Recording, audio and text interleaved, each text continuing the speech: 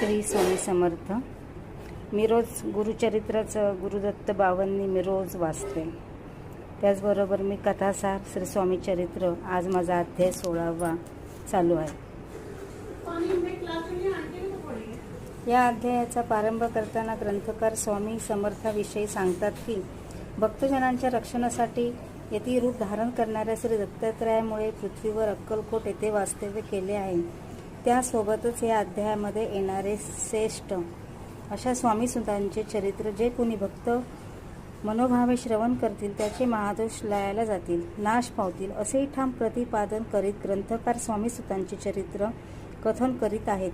कोकणातील राजापूर प्रांतामध्ये राहणारे हरिभाऊ नावाचे मराठा गृहस्थ नोकरीनिमित्ताने मुंबईला स्थायिक झाले. तेथे त्यांचे मित्र पंडित त्यांना व्यवसायात तोटा सहन करावा लागला.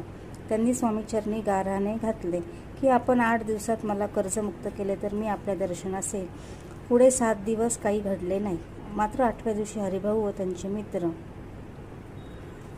जाऊन पंडितांची भेट घेतली. व्यवहारात खोट आल्याल्या हरिभाऊंनी पंडितांना आपल्यासोबत व्यवहारात येण्याची गळ घातली. पंडित कसेबसे तयार झाले. मात्र श्री स्वामी कृपेने या तिघांना पुढे व्यवहारात अपार फायदा घडला.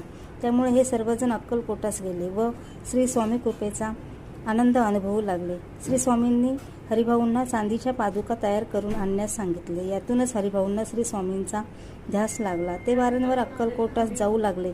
पुढे स्वामींनी हरिभाऊंना आपला सूत म्हणून स्वीकारले आणि संसार लुटवण्यास सांगितले.